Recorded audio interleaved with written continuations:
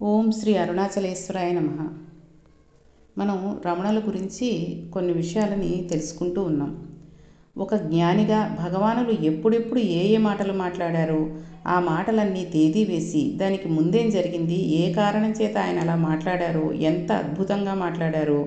ఆయన భోజనశాలకు వెళ్ళారు. ఆయన భోజనశాలకు వెళ్ళడం అంటే ఆయన ఏదో పీఠాధిపతి, ఆయన ఆశ్రమాధిపతి, అందుకని ఆయనకు వేరుగా భోజనం పెట్టడం అలా ఉండదు. ఆయన కూర్చుంటారు, అందరితో పాటే దర్బార్ హాల్లో గంట వినపడుతుంది, అందరూ భోజనానికి వెళ్ళాలి. అయినా ఆయన భోజనానికి వెళ్ళారు. ఇలాంటివన్నీ కూడా ఆవిడ చక్కగా రాశారు, మనకి తెలిసేటట్టుగా. ఆయన భోజనానికి వెడతారు అన్న విషయాన్ని కూడా ఎంత చక్కగా రాశారంటే, ఆయన ఇలా కూర్చున్నారు, మామూలుగా కూర్చున్నారు భోజనానికి. పాపం ఆయనకి కీళ్ళ నొప్పులు వచ్చాయి. కీళ్ళ నొప్పులు వచ్చాక అలా కూర్చోవడం మానేసి కాళ్ళు చాపుకుని పక్కకు తిరిగి అన్నం తినేవారు. ఎదురుగుండా విదేశాల నుండి వచ్చిన వనిత ఒక ఆమె కూర్చుంది. ఆమె కూడా కాళ్ళు చాపింది. కాళ్ళు చాపితే అవి రమణ మహర్షి వైపు వచ్చాయి. ఆ ఎదురుగుండా వడ్డన చేస్తున్న వ్యక్తి అన్నాడు, మీరు కాళ్ళు అటు వచ్చాయి కదా, కాళ్ళు ముడుచుకోండి, అలా కూర్చోకూడదు అని. వెంటనే రమణ మహర్షి ముందు కాళ్ళు ముడుచుకున్నారు. ముడుచుకుంటే ఆయన అన్నారు, నేను మిమ్మల్ని అనలేదు, ఆవిడని అన్నాను, మీరెందుకు ముడుచుకుంటారు, కాళ్ళు నొప్పుడుతున్నాయి కదా అని అన్నారు ఆయన. అప్పుడు రమణులు అన్నారు, ఆవిడ వేసుకున్న దుస్తులు అటువంటివి, పాశ్చాత్య దుస్తులు. ఆవిడ అలా మఠం వేసుకుని కూర్చోవడానికి యోగ్యంగా లేవు, అందుకని కాలు చాపుకుని కూర్చుంది. అది గమనించకుండా ఆవిడని మఠం వేసుకుని కూర్చోమన్నప్పుడు ఆవిడ ఎంత బాధపడి ఉంటుంది.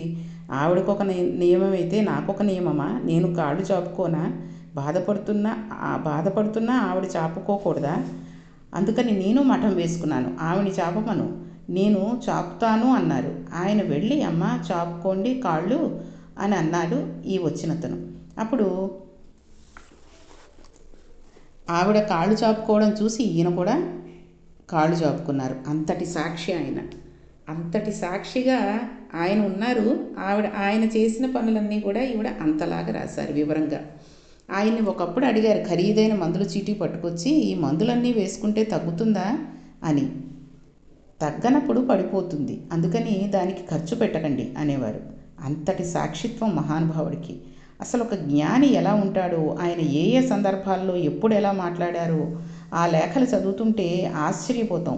ఇంత గొప్ప గ్రంథం రచించిన సూరినాగమ్మ గారు చిట్ట చివరి భగవాన్ రమణుల అమృత దృష్టికి అర్హురాలై ఆయన శరీరం పతనమైపోయిన తర్వాత ఆయన సమాధి నిర్మాణం చేస్తే రాత్రి 10 గంటలకు ఒక్కరే ఉండలేక భగవాన్ సమాధి దగ్గరికి ఏడ్చి ఆ ధూళి తీసుకుని తల మీద వేసుకుని వెళ్ళిపోతూ ఉంటే ఏదైనా అఘాయిత్యం చేసుకుంటుందేమోనని ముందు కుంజుస్వామి, వెనక అన్నగారు చీకట్లో నడిచారు. ఆవిడ రమణులు చెప్పిన సిద్ధాంతాన్ని బాగా ఉంచుకుని కాశీపట్టణం వెళ్ళారు. తర్వాత కాశీపట్టణం వెడితే ఎప్పుడెప్పుడు రమణ మహర్షిని తలుచుకున్నా అప్పుడప్పుడు రమణులు ఆవిడ్ని అనుగ్రహిస్తూ ఉండేవాడు. కాశీ వెళ్ళి అభిషేకం చేసుకుని విశ్వనాథుడి దగ్గర నుంచి వస్తున్నారు. అకస్మాత్తుగా అక్కడ కాపలా ఉన్న వ్యక్తి లేచి అన్నాడు, అమ్మ చాలా వెండి సామాను ఉంది గర్భాలయంలో, ఇప్పుడే నేను ఒక చిన్న పని మీద వెళ్ళవలసి వస్తుందమ్మా, మీరు ఇక్కడ కూర్చుంటారా అన్నాడు. మీరెవరు ఏమిటి అని అడిగాడు. మేము విజయవాడ దగ్గర ఉంటాం, కాశీ వచ్చాక మా వదినికి అస్వస్థత కలిగి ఇబ్బంది పడుతోంది, నేను వెళ్ళిపోవాలన్నారు ఆవిడ. అమ్మ కూర్చోండి, ఇప్పుడే వచ్చేస్తాను అని ఇతను బతిమాలి ఆవిడని అక్కడ కూర్చోబెట్టారు. ఆవిడ కాశీ విశ్వనాథుని మందిరంలో అంతకుముందే రమణులను ప్రార్థించారు, కొంతసేపు అక్కడ ఉండాలని, ఆ కాశీ విశ్వేశ్వరుడి దగ్గర కూర్చోవాలని ఆవిడ మనసులో అనుకున్నారు.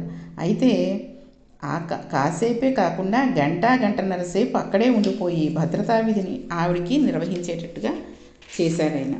అన్నగారు కంగారు పడ్డాడు, ఏమిటి ఆలస్యం అయిపోయింది, ఈవిడ ఇంకా రాలేదేంటి అని. ఆవిడ ఇంటికి వెళ్ళిన తర్వాత ఎందుకు ఆలస్యం అయింది అని అడిగారు. గంటన్నర సేపు నేను విశ్వనాథుని దగ్గర ఉన్నానన్నారు. ఎలా సంభవమైంది అని అన్నగారు అడిగారు.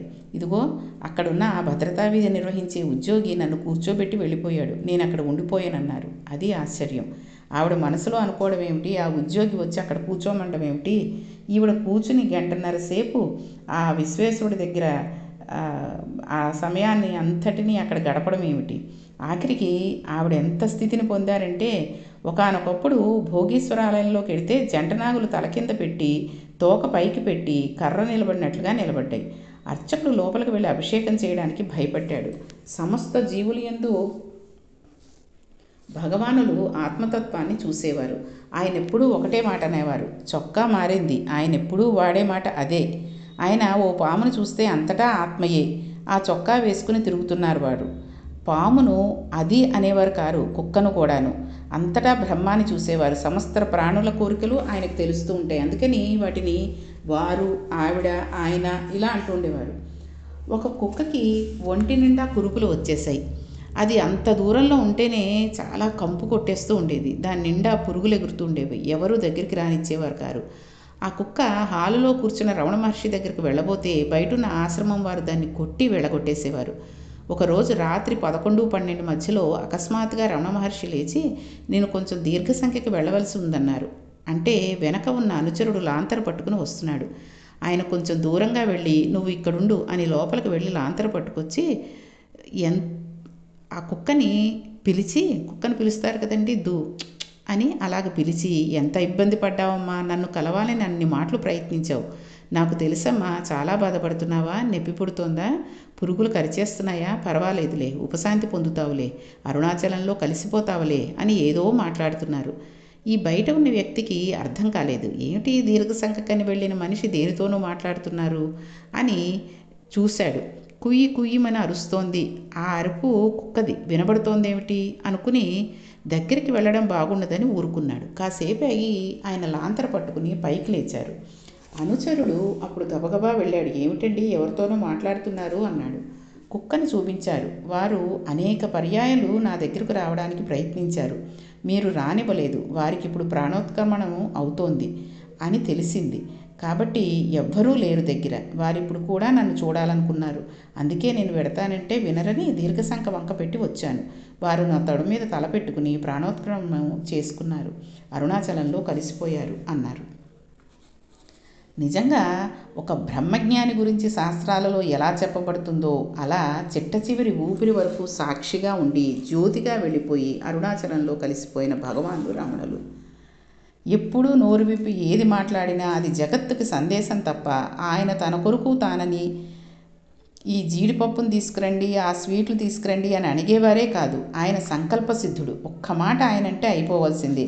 ఆయన నెమళ్ళకి, పావురాలకి జీడిపప్పులు పెట్టేవారు. ఉడతలకి, అన్నిటికీ కూడా. ఆయన ఉడతలైతే ఆయన ఒంటి నిండా పాకుతూ ఉండేవి. వాటన్నిటికీ జీడిపప్పు పెట్టేవారు. ఆ జీడిపప్పు పెడుతున్న రోజులలో ఒకసారి ఈ విషయం కూడా చెప్పుకుందాం మనం. ఒకసారి కొద్దిగా జీడిపప్పు కావాలి, తీసుకురండి అని వంట చేసే చోటకి కబురు పంపారు. వాళ్ళన్నారు, ఉన్నదంతా పాయసంలో వేసేసామండి, ఇంకా జీడిపప్పు లేదు అన్నారు. అయితే రమణులు, ఓహో, జీడిపప్పు మనకి పాయసంలోకి, ఉడతలకి జీడిపప్పు లేదనమాట. సరే, ఈసారి వచ్చిన బస్తా జీడిపప్పు ఈ ఉడతలది, మీ పాయసాలలో వాటిల్లో వంటల్లో వేసుకోకండి అన్నారు. అలా అనగానే ఒక వ్యక్తి బండిలో వచ్చి, ఎవరో ఫలానా ఊళ్ళో ఆయన పంపించాడు, ఈ బస్తా జీడిపప్పుని ఉంచుకోమన్నారు. దింపి తీసుకువచ్చేశాడు. అలాగా ఆయన ఏది చేద్దామంటే అది అలా అయిపోతూ ఉండేది. ఓసారి కరక్కాయల విషయంలో కూడా అలాగే జరిగింది. కరక్కాయలు అయిపోయాయన్నారు. ఓ, కరక్కాయలు అయిపోయాయా, ఈశ్వరుడే చూస్తాడులేండి అన్నారు. కరక్కాయలు పట్టుకెళ్తున్న బండిలో బస్తాలకు కన్నాలు పడి కరక్కాయలు కింద పడ్డాయి. పళనిస్వామి కరక్కాయలన్నీ ఏరుకుంటూ ఒక సంచిలో వేసి పట్టుకొచ్చేశాడు. ఆయన నోటి వెంట ఒక మాట అంటే అయిపోయిందంతే. కూర్చుని ఇలా తవ్వితే రమణబావి వచ్చేసింది. పరబ్రహ్మమై నిలబడ్డారు. ఒక గురువుగా ఆయన నోటి వెంట వచ్చిన మాటలు వినకపోతే అసలు మనుష్య జీవితానికి సార్థకత లేదు. ఒక మనిషి జీవితానికి సార్థకత ఎప్పుడంటే గురువాక్య శ్రవణం చేతనే. మహాజ్ఞాని అయిన భగవాన్ రమణుల నోటి వెంట వచ్చిన మాటలు అతి సాధారణమైన తెలుగు భాషలో చదువుకోవడానికి అవకాశం ఇచ్చి రచన చేసి తన జీవితాన్ని పండించుకుని కోట్ల కొద్దీ జీవితాలను పండించిన భాగ్యశాలిని సూరినాగమ్మ గారు. ఆ తల్లి కాపరం చేసిందే లేదు. ఆ జన్మ బ్రహ్మచర్యం. 11వ ఏటనే భర్త చనిపోయాడు. అయినా సరే ఆవిడ రమణ మహర్షిని అనుసరించి తన జీవితాన్ని ధన్యం చేసుకుని అటు సూర్యవంశం వారిని తరింపజేశారు, ఇటు తన పుట్టింటి వారైన దోర్బల వారిని తరింపజేశారు. ఆధునిక యుగంలో స్త్రీలు రచన చేసిన వాజ్మయంలో అద్భుతమైన భక్తి వాజ్మయం, యోగసారం దగ్గర నుంచి ప్రతి విషయాన్ని రచన చేసిన వారు మహాతల్లి తరిగొండ వేంగమాంబ గారు. మళ్ళీ భగవాన్ రమణుల నోటి వెంటి వచ్చిన ప్రతి విషయాన్ని అన్నయ్య గారికి ఉత్తరాలు రాసి రమణాశ్రమ లేఖలు అన్న పుస్తకం రూపంలో లోకానికంతటికీ అందించిన మహాతల్లి సూరినాగమ్మ గారు. ప్రత్యేకించి ఆమె లేఖల ద్వారా ఈ జాతికి చేసిన మహోత్కృష్టమైన సేవ, వాటి ప్రయోజనాలను గుర్తించడం వల్ల తదనంతరకాలంలో ఈ పుస్తకాలు ఇంగ్లీష్లోకి కూడా ట్రాన్స్లేట్ అయ్యాయి. ఇప్పుడు ఆ పుస్తకాలు ప్రపంచవ్యాప్తంగా కోట్ల మంది చదువుతున్నారు. అంత గొప్ప పుస్తకం అది. మీరు రమణాశ్రమానికి కనుక ఎప్పుడైనా వెళ్ళినట్టయితే వచ్చేటప్పుడు తప్పకుండా ప్రతి వాళ్ళు ఈ 2 పుస్తకాలు తెచ్చుకునే ప్రయత్నం చేయండి. 2 పుస్తకాలు చదవకపోతే అసలు మన జీవితంలో గొప్ప విషయాన్ని తెలుసుకోవడంలో వైక్లభ్యం పొందినట్టుగా లెక్క. కృష్ణ భిక్షువు గారు రచించిన శ్రీ రమణలీల, సూరినాగమ్మ గారు రచించిన రమణాశ్రమ లేఖలు, ఈ 2 పుస్తకాలు తెచ్చుకుని మన ఇంట్లో ఉంచుకుని ఎప్పుడు కుదిరితే అప్పుడు కాసేపు చదువుతూ ఉండండి. ఈ 2 పుస్తకాలు చదివిన తర్వాత తెలియకుండా ఎంత ప్రశాంతత పొందుతారో తెలుస్తుంది. మన జీవితంలో ఎన్ని ఉడిదుడుకులు పోతాయో, ఎంత ప్రశాంతంగా మనం ఉండగలిగిన స్థితిని పొందుతామో, ఎన్ని విషయాలు మనకు అనుభవంలోకి వస్తాయో. మనకి తిరువణ్ణామలైతో ఒక గొప్ప బంధం ఏర్పడి, స్మరణాత్ అరుణాచలే అంటే ఏదో బలవంతంగా స్మరించడం కాదు, అరుణాచలం ఎప్పుడూ స్మరణలోకి వచ్చేటట్లుగా చేయగలిగే ఆ గ్రంథాలు అద్భుతమైన గ్రంథాలు. జ్ఞాని జీవితంలో ఆశ్చర్యకర సందర్భాలు కొన్ని ఉంటాయి. అన్నింటికన్నా మనకు అర్థం కాని విషయాలు కొన్ని ఉంటాయి. మనకి రమణాశ్రమ లేఖల్లోనే అది కనబడుతుంది. కింద తిరువణ్ణామలైలో నుంచి ఇంట్లో పెద్దవాళ్ళని అడిగి బిస్కెట్లు, చాక్లెట్లు కొనుక్కుని పిల్లలు కొండకెక్కేవారు. కొండెక్కి విరూపాక్ష గుహలోని రమణ మహర్షిని పిలిచేవారు. ఆయన వెళ్ళి వాళ్ళందరి మధ్యలో కూర్చునేవారు. వాళ్ళందరూ ఆయనకి బిస్కెట్లు, బిళ్ళలు పెట్టేవారు. మహామహులు పిలిస్తే వెళ్ళి తినని మహర్షి వాళ్ళందరితో కూర్చుని వాళ్ళు ఇచ్చిన బిస్కెట్ ముక్కలు తినేవారు. వాళ్ళు ఇచ్చిన బిస్కెట్ బిళ్ళలు తినేవారు. వాళ్ళతో కలిసి ఆడుకుంటూ ఉండేవారు. వాళ్ళ మాటలు, వాళ్ళ వినోదం చమత్కారంగా ఉంటాయి. ఒకసారి ఒక పెద్ద ఆయన వచ్చారు విరూపాక్ష గుహకి. ఆయన మట్టి అలుదుకుంటున్నారు గుహ గోడకి. మట్టి ఒత్తుతుంటే ఆయన వచ్చి ఇక్కడ స్వామి ఎవరని అడిగారు. నాకు తెలియదు, అటెటో పోయారన్నారు. ఆయనే అన్నారు, రమణులే అన్నారు ఈ మాట. అనగానే ఆ పెద్ద ఆయన కిందకి వెళ్ళిపోయాడు. వరుసగా 3 రోజులు వచ్చారు. 3 రోజులు ఈయన గోడకి మట్టి మెత్తుతున్నారు. ఈయన్ని చూసి స్వామి ఎవరని అడిగేవారు. అటు పోయారనేవారు. ఈయన కిందకి వెళ్ళిపోతూ ఉండేవారు. 3వ రోజు కిందకి వెళ్ళిపోతుంటే హెచ్చమ్మాళ్ళు కనబడింది. ఆ పిల్లలతో ఆయన ఆడుకుంటూ ఉండేవారు పైన. చూసిన వాళ్ళు తెల్లబోయారు. ఏమిటి ప్రపంచ ప్రఖ్యాత యోగి పుంగవుడు, ఇంతటి మహాజ్ఞాని, ఆత్మతత్వాన్ని అనుభవించగలిగిన యోగి చిన్నపిల్లలతో ఆడుకుంటాడేమిటి, వీళ్ళు తెచ్చిన బిస్కెట్ల ముక్కలు తినడం, చాక్లెట్లు తినడం ఇలాంటివి చేస్తాడేమిటి అనుకునేవారు. పసిపిల్లలు ఎలా ఉంటారో యోగి అలా ఉంటాడు. శంకర భగవత్పాదులు సౌందర్యలహరిలో భైరవీ తాండవం గురించి మాట్లాడుతూ చెప్తారు. అంత అద్భుతమైన ఆంగికం, అటువంటి నాట్యం, అటువంటి లాస్య ప్రకటనం రెండూ చేయగలగడం అంటే అదొక అద్భుతమైన రీతి అని. కానీ ఈ పిల్లలతో ఆడుకోవడం అనేది కూడా చాలా వింతగా ఉంటూ ఉండేది వీళ్ళందరికీ, ఇక్కడ చూస్తున్న వాళ్ళందరికీ. అయితే ఆయన పిల్లలతో ఆడినట్టుగా, పిల్లలతోటి ఉన్నప్పుడు ఉన్నంత ఉత్సాహంగా మిగిలినప్పుడు ఉండకపోయినప్పటికీ అసలైన విషయాలు కొన్ని చెబుతూ, కొంతమందిని ఏ విధంగా చేయాలో సలహాలు ఇస్తూ, అటువంటి రకమైన మాటలు మాట్లాడుతూ, ఈయన ఎంతో తక్కువగా మాట్లాడుతూ, పిల్లల దగ్గర ఎక్కువగా మాట్లాడుతూ, ఆడుకుంటూ చాలా చక్కగా చేస్తూ ఉండేవారు. అలాగా అరుణాచలం, భగవాన్ రమణ మహర్షి ఈ 2 ఒకదానితో ఒకటి పెనవేసుకుపోయి అవిభాజ్యాలైపోయాయి. రమణులు ఒకనాడు అరుణాచలం అన్న మాట విని ఆ అరుణాచల క్షేత్ర ప్రవేశం చేసిన దాదిగా ఆయన అక్కడే శరీరాన్ని విడిచిపెట్టి బ్రహ్మీభూతులయ్యారు తప్ప ఏ కారణం చేత అరుణాచల క్షేత్రాన్ని విడిచిపెట్టి బయటికి వెళ్ళిన సందర్భం లేదు. ఒకానొకప్పుడు అరుణాచలం అంతా ప్లేగు వ్యాధి వచ్చింది. ఇళ్లల్లో శవాలు ఉండేవి. జనం వెళ్ళిపోయేవారు భయపడిపోయి. చిరుతపులులు యథేచ్ఛగా ఊళ్ళో సంచరించి ఆ శవాల్ని తీసుకువెళ్ళి అరుణాచలం కొండ మీద పెట్టుకుని తింటుండేవి. అంత భయంకరమైన ప్లేగు వ్యాధి ప్రబలినప్పుడు వారు అరుణాచలాన్ని విడిచిపెట్టలేదు. 1 సంవత్సరం అరుణాచలంలో ఇంత పెద్ద పెద్ద దోమలు బయలుదేరాయి. ఆ దోమల నుంచి రక్షించుకోవడం కోసం 3 నుంచి 4 పెద్ద పెద్ద ఉన్ని దుప్పట్లు కప్పుకునేవారు. అంత దుప్పట్లు కప్పుకుంటే తప్ప వాటి తొండం శరీరానికి తగలకుండా ఉండేది కాదు. ఇంచుమించుగా ఒక 2 అంగుళాల సూది శరీరంలోకి దింపేస్తే ఎంత బాధ కలుగుతుందో ఆ దోమ కరిస్తే అంత బాధగా ఉండేదిట. దానివల్ల విపరీతమైన అంటువ్యాధులు కూడా ప్రబలిపోయేవి. ఆ సమయంలో అందరూ అరుణాచల క్షేత్రాన్ని విడిచిపెట్టి వెళ్ళిపోయారు భయపడిపోయి. భగవాన్ రమణుల దగ్గరకు కూడా వచ్చి కొంతమంది అడిగారు, ఇంత భయంకరంగా ఉంది, మనం కొంతకాలం పాటు వెంకటాచలం వెళ్ళిపోదామని.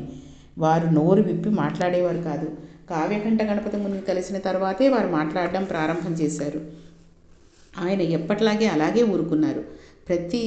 ప్రతి దానికి అలాగే అనేవారు. ఆ మరునాడు వాళ్ళు మూటా ముల్లే కట్టుకుని వచ్చేసేవారు. వచ్చేసి భగవాన్ మనం బయలుదేరదామా అన్నారు. ఆయన అడిగారు ఎక్కడికని. వెంకటాచలం వెళ్ళిపోదాం అన్నారు. ఎందుకు అన్నారు. ఎందుకు అంటే నోటితో కాదు, సౌజ్ఞ చేసేవారు. అంటే ఇక్కడ పెద్ద పెద్ద దోమలు వచ్చేసాయి కదా అన్నారు. ఆయనకి దోమలే రానివ్వండి, ప్లేగు వ్యాధే రానివ్వండి, అంతే అరుణాచలంలోనే ఉండిపోవడం. విరూపాక్ష గుహలో అంతంత దోమలు కరుస్తున్న రోజులలో కూడా పెద్ద పెద్ద కంబళీలు కప్పుకుని అలాగే ఉన్నారు తప్ప ఆయన మాత్రం అరుణాచల క్షేత్రాన్ని విడిచిపెట్టి వెళ్ళలేదు. అటువంటి రమణ మహర్షి పరమ ప్రధానమైన సందేశం ఒకటే. అది మళ్ళీ మళ్ళీ ఎందుకు చెప్తున్నాము అంటే ఆయన చెప్పింది మనం తెలుసుకుని మన జీవితాన్ని ఎందుకు పుట్టాము, ఎందుకు ఉంటున్నాము, ఎందుకు బతుకుతున్నాము అనే విషయాన్ని మనం తెలుసుకోవాలనే ఉద్దేశంతో మళ్ళీ చెప్పుకోవడం జరుగుతూ ఉంటుంది. సూర్యనగమ్మరు తన లేఖల్లో ఒక మాట రాశారు. బ్రహ్మాస్త్ర ప్రయోగం చేశారంటూ ఉండేవారు. ఆయన దగ్గరికి వచ్చిన మాట్లాడిన వాళ్ళు గది తప్పి కొంచెం ఎక్కువ మాట్లాడడం మొదలు పెడితే వెంటనే ఆయన నువ్వెవరో నువ్వు తెలుసుకోవయ్యా అనేవారు. అలా అనేటప్పటికీ ఇంకా అయిపోయినట్లే కదా, అక్కడితో ఆ చర్చ పూర్తయిపోయినట్లే. అది బ్రహ్మాస్త్రం. నువ్వెవరో నువ్వు తెలుసుకో అన్నప్పుడు ఆయన ప్రశ్న వేసి విడిచిపెట్టలేదు. గణపతి మునికి చెప్పారు, ఇతరులకు చెప్పారు, అనేక పర్యాయాలు అనేకులకు చెప్పారు. అలా తెలుసుకోవడానికి మార్గం ఎలా ఉంటుంది అన్నదాన్ని కూడా చెప్పారు. ఆయన తరచుగా చెప్పేది ఒకటే, నేను అన్న భావన ఎక్కడి నుంచి పుడుతుందో అక్కడ వెనక్కి వెడితే నేనన్న భావన బయటకు వస్తుంది. నేను అన్న భావనని బోలెడన్ని నాది అన్న భావనల్ని చుట్టూ చేరి ఉంటాయి. దీన్ని మధుకైటభులు అంటారు. ఒక్క నేను తేనె చుక్క వేస్తే చుట్టూ ఎన్ని కీటకాలు చేరుతాయో అలాగే దాని చుట్టూ ఎన్ని నాది అన్న విషయాలు చేరుతాయో ఈయన చెప్తూ ఉంటారు. కాబట్టి రమణులకి ఈ అరుణాచలానికి ఉన్న బంధం అటువంటిది. అలాగే ఇంకొన్ని విషయాలు రమణుల గురించి తెలుసుకుంటూ రేపటి పారాయణను మొదలెడతాం. ఓం శ్రీ అరుణాచలేశ్వరాయ నమః. అరుణాచల శివ అరుణాచల శివ అరుణాచల శివ అరుణ శివ అరుణాచల శివ అరుణాచల శివ అరుణాచల శివ అరుణ శివ. ఓం శ్రీ అరుణాచలేశ్వరాయ నమః.